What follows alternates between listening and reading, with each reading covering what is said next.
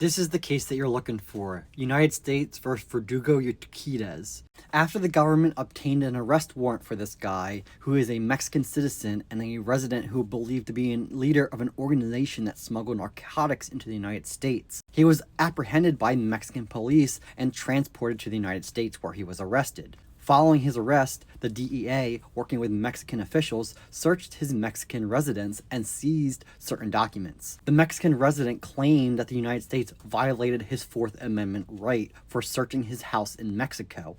The Supreme Court ruled against this guy, saying that the Fourth Amendment does not apply to people who live outside the United States, saying, according to the majority, if there was a constitutional violation, it occurred solely in Mexico, and it was not a domestic matter. But in reaching its decision, the majority examined the Fourth Amendment phrase, the people. It concluded that the term referred to a class of persons who are a part of a national community or have otherwise developed a sufficient connection with this country to be considered part of that community. So the Supreme Court is saying here is if you have significant ties to the United States, whether you have residence here, you work here, you have family here, whatever, that establishes you in this country, you get the Fourth Amendment protections.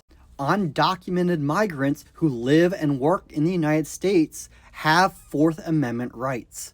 In contrast, those who have not established a sufficient connection to this country are not one of the people and therefore are not protected under the Fourth Amendment, like the guy who the DEA searched his home in Mexico.